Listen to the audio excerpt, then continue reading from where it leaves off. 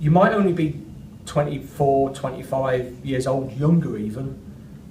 Get a pension scheme. As soon as you start a business, as soon as you start earning some money, start paying into a pension. My dad hammered that into me. Loads of people hammered that into me, and it is superb advice because you think I'm not going to retire for 40 years, but one day the money you pay into your pension now is worth a lot more than the money you pay in the year before you quit. As a late developer on that, I did have pensions and I canned them all in early on as a 25, 30-year-old. I only started to put some money in at the age of 35. What I realised is called compound interest. Putting more money in earlier makes a lot of money. So worthwhile doing. And when I left, I founded a company in 2003. When I left that company in 2005, I put £100,000 from my pension scheme into my own self-administered pension scheme, it's called, or self-invested SIP, and it's been very beneficial for me. So again, what Bill says, the earlier you start, the better. Of course, when you're starting a business, the last thing you think about is a pension scheme.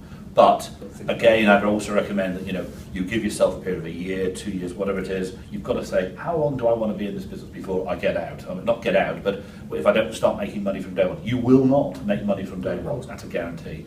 But if you're not paying yourselves not a respectable salary, let's call it living expenses. I think you should think about not paying salaries, but living expenses for the first year. That's okay. If you're to year 2 and you're still on the brown rice, and you're just not paying your bills, I would think seriously about it. Because you meet so many, I call them zombie businesses.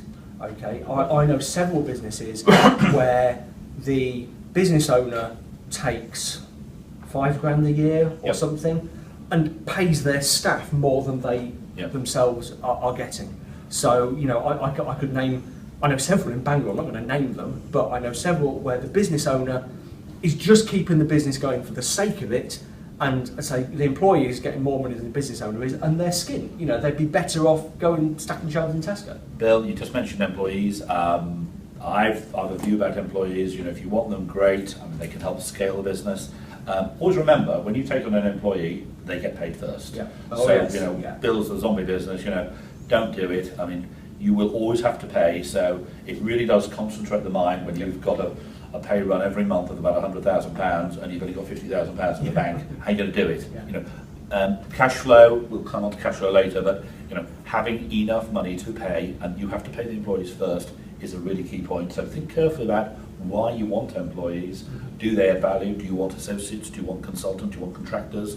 There's lots of different ways of skinning that cat, but one of the legal requirements of a director is to pay the employees first. So it's a very important lesson.